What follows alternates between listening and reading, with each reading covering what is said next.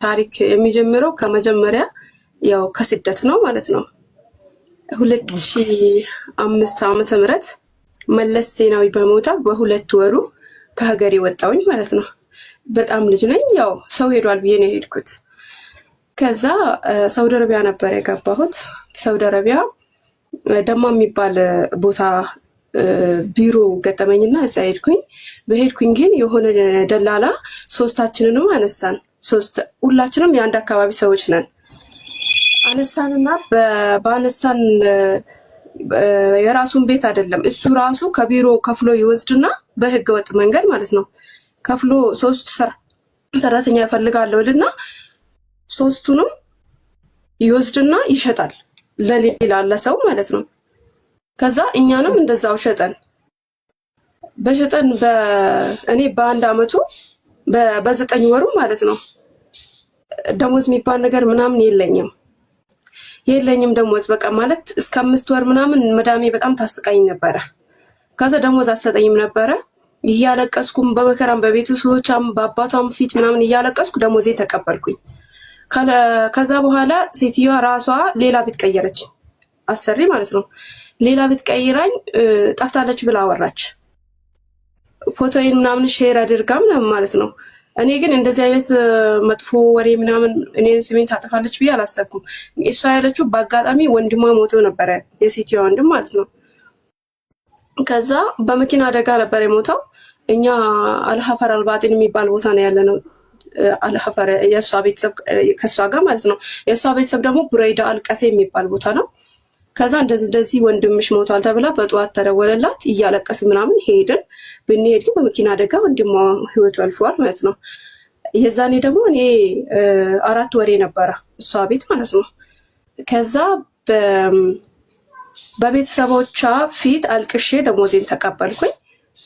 ከተቀበልኩኝ ደግሞ በ5ኛ ወር እሷ እኔ ወደ ግብጽ ወይ አሜሪካ ወይ ወደ ግብጽ ልንሄድ ነው ከባሌ ጋር እና አንቺ ከሌላ ሰው ትሆኛለሽ ምናምን አለችኝ። እሺ አልኳት።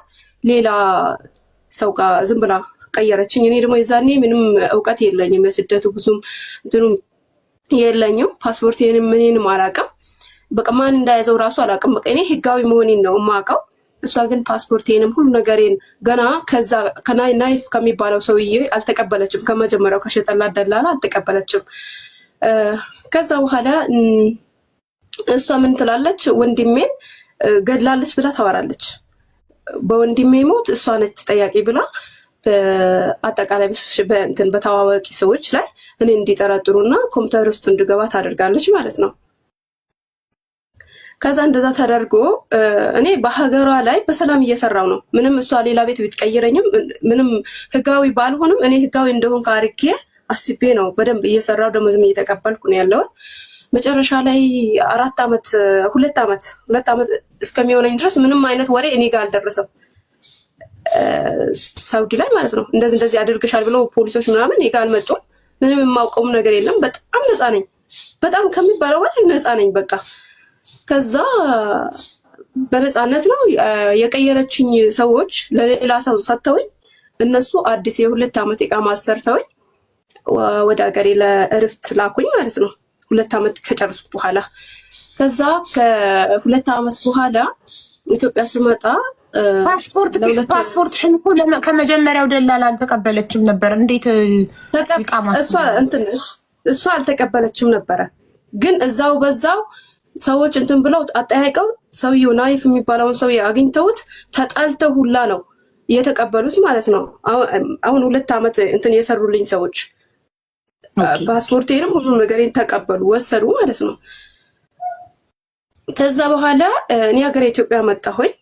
መጥቼ 2 ወር ቆይቼ አግብቼ ሄድኩኝ። ድንገተኛ ትዳር አለ አይደለ? ምንም ያኔ ያለ አይደለ? ግፊት የቤተሰብ ምናምን ግፊት ያለበት ትዳር ያን ያህል ሙሉ በሙሉ ደስተኛ ሆኜ ያልተቀበልኩት ትዳር ውስጥ ገባሁኝ በቃ። ከዛ አግብቼ ሄድኩኝ፣ ተመለስኩኝ ወደ እነዛ ሰዎች ማለት ነው።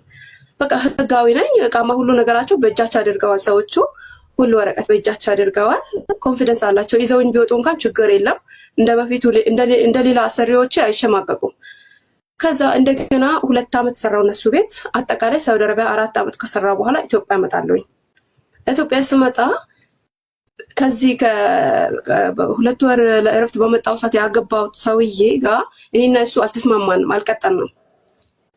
በጣም በሁለቱ ተመልሼ ከሄድኩ በኋላ ሁለቱን አመት በጣም በስቃይ ነው ያሳለፍኩት። በቃ እዚህ ብዙ ችግር እየፈጠረ ከቤተሰብ እየተጣለ አንዴ አባቴን እንትን እያቃጠለ በጣም በቃ ከኔና ከሱ ጎረቤት ስለሆኑ ቤተሰቦቻችን በጣም ይጣላሉ ምናምን ነገር። ያው 2 አመት እንደጨረስኩ ከሱ ለመፋታት ለአረቦቹ ነግሬ 3 ወር እረፍት ሰጥተውኝ መጣሁኝ ኢትዮጵያ ማለት ነው። ስመጣ በዚህ እኔ ያለሁበት ያው ስም አልጥራ ብዬ ነው እንጂ ፍርድ ቤት ቁጭ ባልኩበት ነው ፍርድ እንትኖች ኦፊሰር ቢሮዎች ምናምን እስከሚገቡ ድረስ ብለን ቁጭ ብለናል፣ ግቢ ላይ ማለት ነው። እኔ ባለሁበት አካባቢ በፍርድ ቤት ውስጥ ነው። ከዛ እንደገና ደግሞ እነዚህ ሰዎች በመጣው በ15 ቀን ነው የማላውቃቸው ሰዎች ናቸው። እዛ ፍርድ ቤት ቁጭ ባልኩበት አጠገቤ እንደኔው ተራ የጠበቀች ሴት ነበረች። እሷ ዝም ብላ ትጠይቀኛለች። እኔ ከቦታ አልንቀሳቀስም። አንዴ በቃ በጣም ብዙ ጥያቄዎችን ትጠይቀኛለች። እኔ አልገባኝም፣ ለምን እንደምጠይቀኝ አልገባኝም። ሁሉንም በትክክል መለስላታለሁ። ቦርሳዬ ኢትዮጵያ ውስጥ ነው አይደል? ኢትዮጵያ ውስጥ ይሄ ኢትዮጵያ ውስጥ ነው። ልትፋቺ ባልሽን ልትፋቺ ፍርድ ቤት ቀርበሽ? ኦኬ። ከዛ እኔ ከባሌ ለመፋታት ነው ሀሳቤ እንጂ ሌላ ጉዳይ ያለብኝ አልመሰለኝም። የማውቀውም ነገር የለም። ሰላማዊ ሰው ነኝ። ከዛ ያው እንደሚመስለኝ ግን እየተከታተሉ ነው ፍርድ ቤት ውስጥ በገባሁበት እንትን ብለው ፍርድ ቤት አቁመው ወረቀት አምጥተውልኝ ምናምን አይደለም። እዛ በተቀመጥኩበት ሚስጥራዊ ድብቅ ክትትል አይደል? እንደዛ ነው። ከዛ እቺ ሴትዮ ቦርሳዬን ወሰደችብኝ። ቦርሳዬን የተወሰድሽው አልኳት። ልሰድባትም ልቆጣትም አልቻልኩም። ትልቅ እናት ነች። ዝም ብለው ይልኳታል ከዛ ከቢሮ ማለት ነው። እኔ ደግሞ ተነስቼ መሄድም አልቻልኩም። ምን እንዳፈዘዘኝ ራሱ አላውቅም። ከዛ ተመልሳ ደግሞ እንትን ስልኬን ነጠቀችኝ። ወስደዋለሁ አለች። ዝም ብላ እንደቀልድ ወስዳ አስቀረችው። ከዛ በኋላ የሆነ ሰውዬ እኔ እርፑን በጀርባዬ እኔ ሳላቅ አስረውብኛል። የሚያሰማ ድምፅ ብቻ ማለት ነው።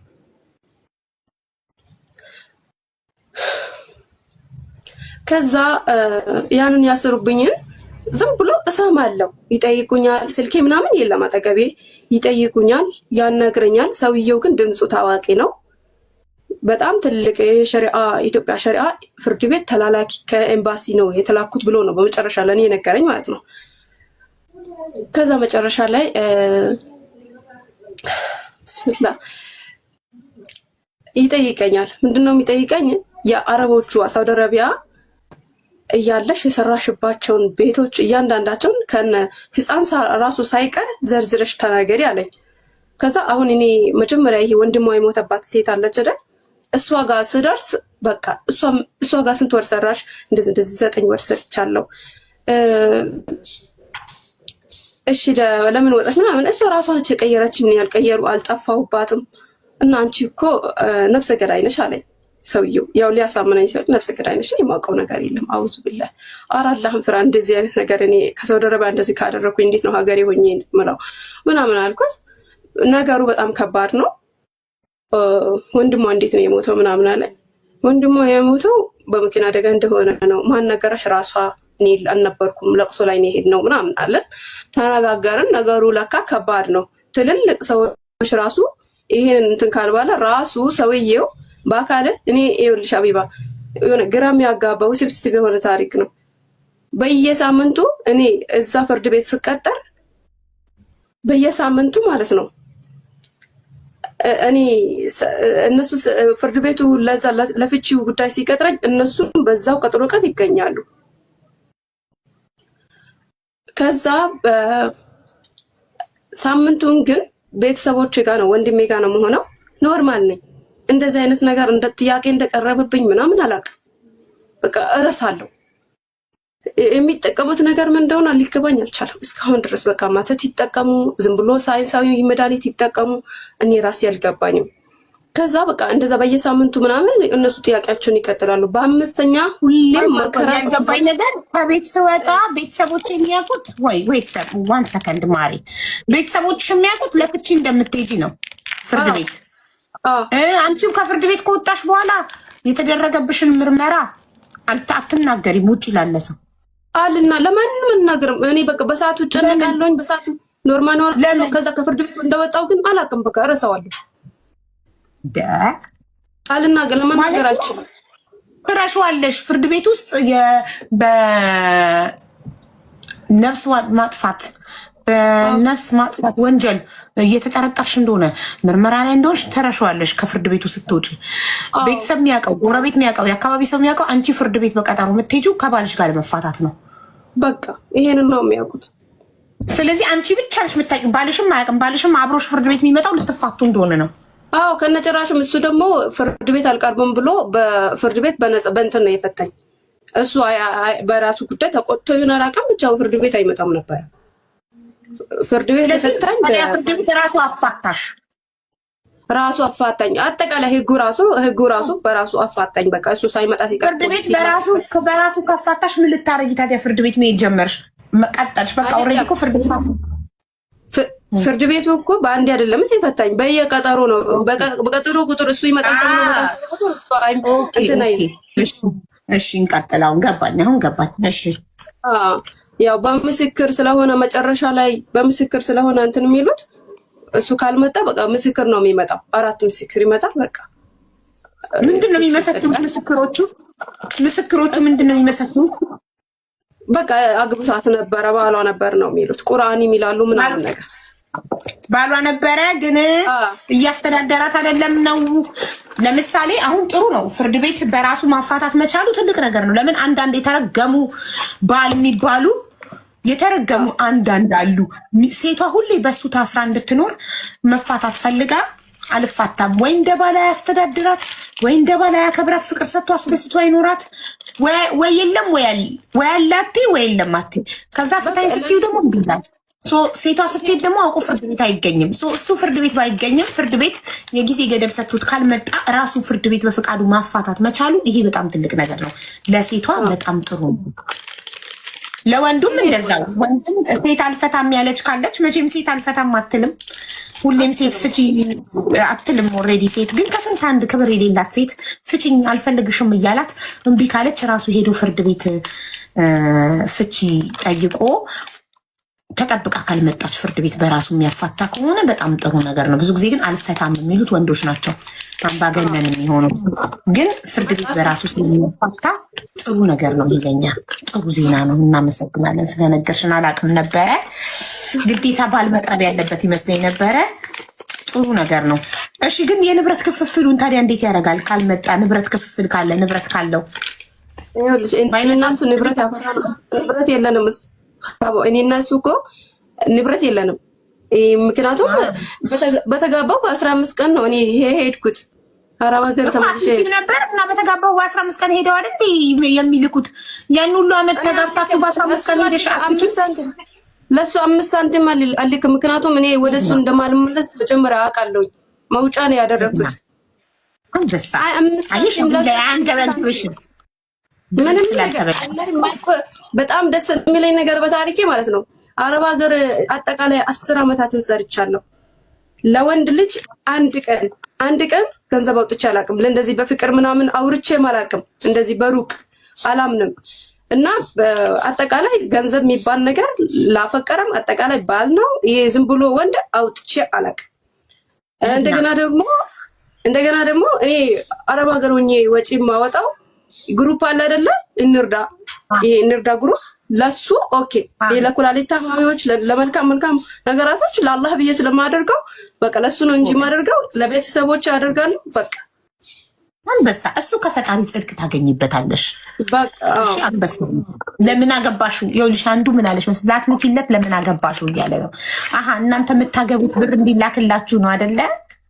እሱማ እቅዱ እንደዛ ነበረ። ይሄ የሰፈሩ ሰውዬ ይኸውልሽ ያደረገኝን ታሪክ በሱ ብቻ ይሄንን ጎን ላድርገውና ማለት ይሄ አሁን ክሱ ምናምኑን ለጎን ያለው እሱን ጎን ላድርግና ማለት ነው የእሱን ብቻ ላስጨርስልሽ ምን እንዳደረገኝ ቢታይ ቤተሰቦች ማለት ነው። እኔ ሄድኩኝ 2 አመት ሙሉ ለሱ አልደውልም። ለምን እንደማልፈልገው ተናገርኩኝ። ሽማግሌ ጉዳዩን ያዘው። ጉዳዩን ሽማግሌ ሲይዘው እሱ ምን አለ የአባቴን ካፕቶች ምናምን አጠቃላይ ከቀበሌ ሊቀመንበር ጋር ተመሳጥሮ ሊቀመንበሩ የሚገርምሽ ነገር እኔ ለእናቴ የቅርብ ዘመድ ነው፣ ግን በገንዘብ ይሁን ምን እንዳደረጉት አላውቅም። ከነሱ ሆነና ልጅቷ ለሱ ነው መላክ ያለባት። እስካሁን ድረስ ወይ እንትን አላረገች ወይ አልደወለችለት ወይ ብር አልሰጠች። ካሳ ያስፈልገዋል ምናምን ተደገፈላ ለሱ ማለት ነው። እኔ ግን ምንም አያስመችኝ ነገር አለ፣ የራሴ ምክንያት አለ። ካሳ ማለት አንቺ እሱን አስቀምጠሹ ተጋብታችሁ በ15 ቀን ሄደሽ የመውለጃ ጊዜው አለፈበት፣ ፔሬዱ ይቆማል። ገባሽ? አንቺ ጊዜውን አልቃጠልሽበት።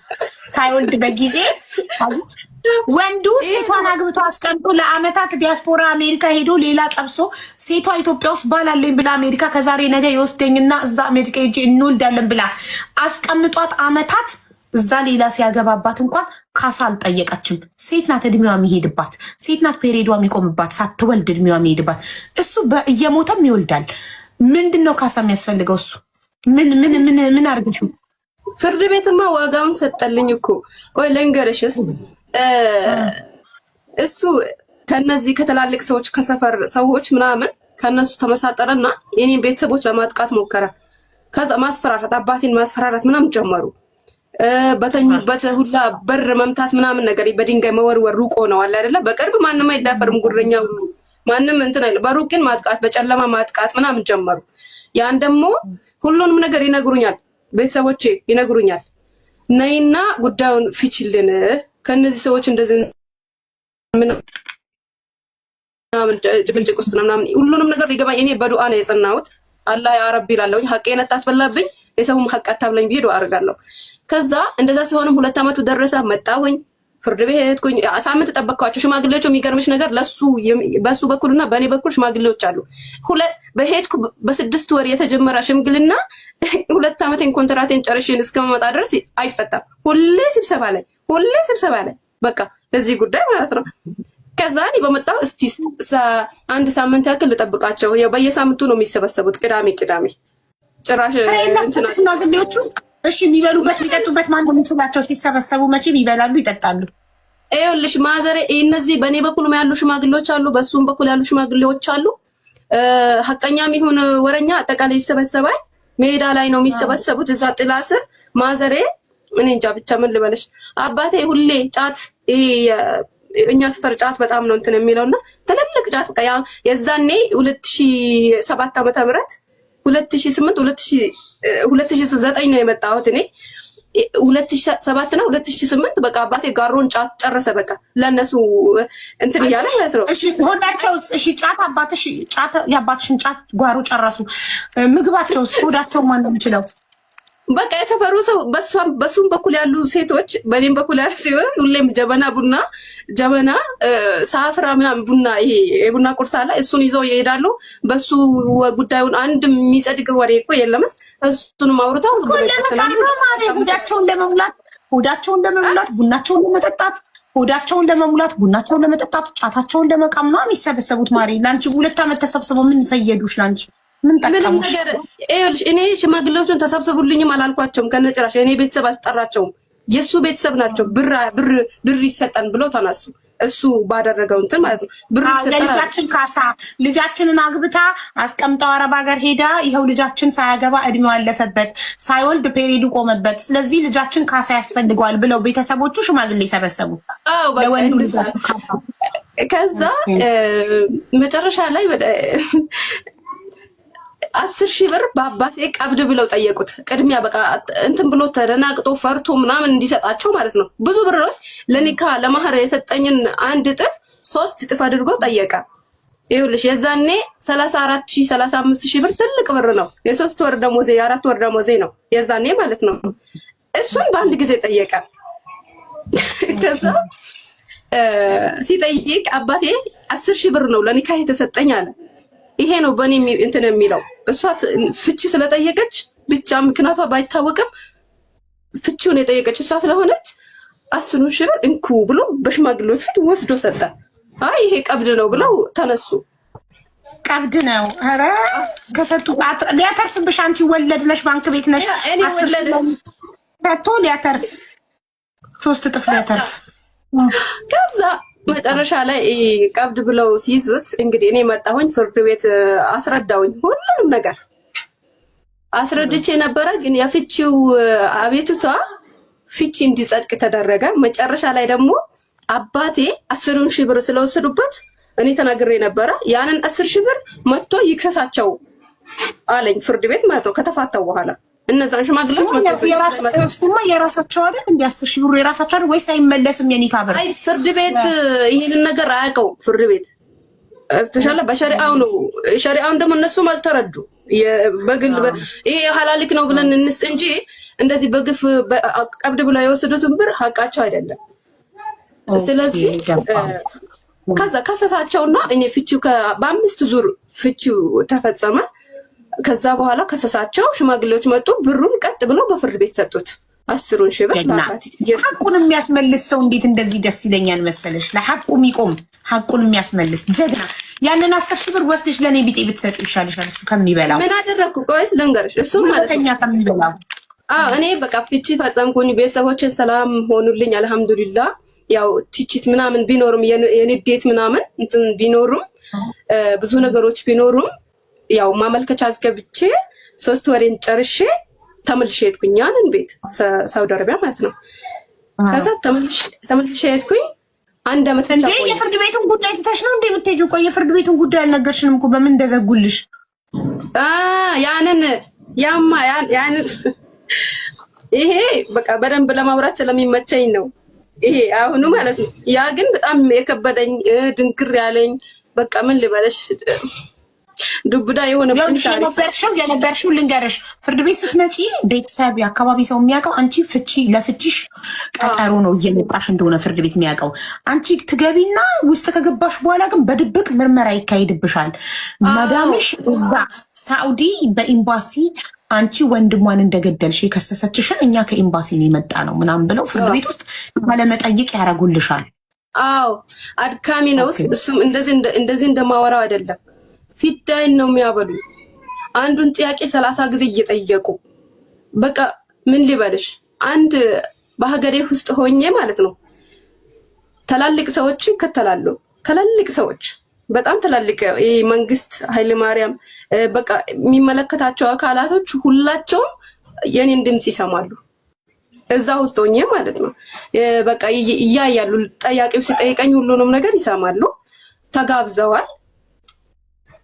ከዛ በአንዴ በሁለት አይደለም የሚጠናቀቅልኝ። አሁን ጨረሱ ብዬ እፎይ ስል አሁንም በቀጣዩ ሳምንት እንደዛው ከጧት ጀምሮ ይሄ ጉዳይ እንትን ስል በቃ ከጧት ጀምሮ እስከ 11 ሰዓት ድረስ ነው በቃ ሲመረምሩኝ የሚውሉት። ምሳሌ በሉ ራሱ በቃ እኔን እዛው እንትን አድርገውኝ ይወጣሉ እንደተኛ ሰው። እኔ አልተኛም።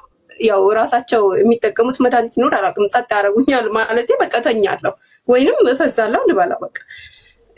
ሲመጡ ደግሞ ሰውየው እንትን ሲመጣ እኔ እነቃለሁ። ከዛ እንደዛ ሲሆን ያ ፍርድ ቤት ሲያልቅ ማለት ነው ያ ቀጠሮ ሲያልቅልኝ ይሄም የመጨረሻ እየደረሰ ይመጣል። ከዛ አንድ ቀን እዛው ሰውየው በጣም እየለከፈኝ ስለሆነ በጣም እያስጨነቀኝ ስለሆነ መርማሪ ማለት ነው በጣም እንትን አለኝና እንደ ልክፍት አደረገኝ ሸይጣን ማለት ነው። ከዛ ለከፈኝና ቁርአን ተቀራብኝ እዛው። ይሄ የሚያስቀራብኝ ደግሞ ስም መጥራት ይቻላል። አህቡ የዓሊም የትልልቅ ሰዎችን ስም መጥራት ይችላለሁ። አይ ኡስታዞችን የሃይማኖት አባት ስም አይጠራም እዚህ ቤት። ብቻ የሆነ ኡስታዝ ፍርድ ቤት ውስጥ ኡስታዝ ተጠርቶ ቁርአን ተቀራብሽ ፍርድ ቤት ውስጥ ተቀራብኝ ማለት ነው። ግን ታዋቂ አጠገብ ያለው ሰው ነው፣ ትልልቅ ሰው ነው የቀራብኝ። ሲቀራብኝ ሸይጣኑ በቃ በጣም ተናደው ስለነበር ይቀዱኛል። ሸይጣኑ የሚያወራውን ሁሉ ሪካርድ ያደርጋሉ፣ ለማረጃ ይጠቅመናል በማለት ሁሉም ነገር ያወራሉ፣ ይቀዳሉ ማለት ነው። ከዛ መጨረሻ ላይ ሴትየዋ ለካ ጭንቀት ውስጥ ነው ያለችው። የዛኔ በንዴትና በእንትን ያወራችው ውሸት ነው። እሷ እኔ እንደዛ ገድይ ያለ ሁላ እንድል ጭምር ነው ያደረገችብኝ። እንደዛ አድርግ ያለ ሁላ እንድል ነው ያደረገችብኝ ማለት ነው። በቃ የሌለ ነገር ማለት ነው። መጨረሻ ላይ ግን እሷ ነች ተጠያቂ ሆና የተገኘችው። ምክንያቱም ቁርአን ከተቀራብኝ በኋላ ያ ሁሉ የሚከታተለው ሰው ወደ እኔ መዞር ጀመረ። የሚመረምረኝ ሰው ሁሉ ምን አለኝ መሰለሽ? እኔ አለኝ ወላሂ ሀቅ ካለሽ ከጎንሽ ነኝ አትፍሪ አለኝ። ይሄ ቁርአን ከተቀራብኝ በኋላ ካዳመጡ በኋላ በቃ ያው ይሆናል ያው ሸሪዓን ይዘው አይደለ እንትን የሚሉት ይሆናል በሚል በቃ ትንሽ ልባቸው ራራልኝ። መጀመሪያ ግን ወላሂ በጣም ነበረ እንትን ያለኝ የከበደኝ በቃ በህይወት ያለው ነገር በቃ እኔ ግራ ገብቶኝ ነበረ። የመጣብኝ ነገር ምንድነው? እኔ የመጣሁት ለሌላ ጉዳይ እነሱ እንደዚህ ይሉኛል በቃ። ከዛ በኋላ ከተቀራ በኋላ ሴትዮዋን እንድትቀርብ ተደረገ እዛው እና እንድትቀርብ ተደረገ። በጣም ፈርታለች። የውሸት ልጅ ሰውዬ ትይዛለች። ሴትዮዋ የቀረበችው በምንድን ነው? በኦንላይን ላይቭ ላይ ማለት ነው። እነሱ ቀራቢ ደውለው ቀራቢ ምናምን አሏት ማለት ነው። እሺ እቺ ናት ወይ ደግሞ እቺ ናት ወይ ያቺ እንትን ያወራሻት ምናምን አሉ። እቺ ናት ወይ የኔን ፊቴን እያሳዩ ማለት ነው። እቺ ናት ወይ ይሏታል። አዎ እሷ ናት አለች። እሺ ከዛ እኔ ደግሞ በመጀመሪያ ፓስፖርቱን ፎቶ ይዟል ያ መርማሪው ሰውዬ። ይሄ በአይኔ ስር እንትን አለችብኝ ጠባሳ አለች። ይሄ ከተፈጥሮ ትሆን አላውቅም። እንደ ይሄ ቀስት አለች አይደል? በመንገድ ላይ ያለች ቀስት፣ እንደዛ አይነት ቀስት ጠባሳ፣ ጥቁር ጠባሳ አይኔ ስር አለች እና እሱን ብሎ በቃ ይፊቀዋል። አረ በአላህ ንብ በቃ አይኔን ታወጣኛለህ ምናምን እለዋለሁ። እሱ የተፈጥሮ ጠባሳ ነው በቃ መጀመሪያ ያለ ነው። በፓስፖርት አይንሽ ውስጥ ያለውን ጠባሳ በቃ የተቀባው ይመስለው አላውቅም። በቃ ለምን እንደዛ እንደሚያደርግ እዚህ ጋር አንቺን ፎቶሽ እንትን ቆሟልስ፣ ፎቶሽ ቆሟል ትታያኛለሽ፣ ግን የምትንቀሳቀሽ እንትን አይታየኝም። ለዛ ነው። ኦኬ እሺ። ዞሮ ከዛ አይንሽ ጋር ያለውን ጠባሳ በእጁ ሲያሸው ውስጥ ዞሮ ሴት እንኳን ይቻላል እንዴ ማሬ? ምንም አይቻልም። ግን እሱ በቃ ተልክ ያለው ብሎ እንትና አግባብ ነው ብሎ ስላሰበ ነው እንጂ አይቻልም። አዎ እንጂ ኡስታዝ ሴት በእጁ አይነካም። እሺ አይቻልም። አይጨብጥም። ፊትም እንትን አይልም አይነካም። እሺ ከዛ በየሳምንቱ ከባባድ ምርመራዎች እየተካሄዱብኝ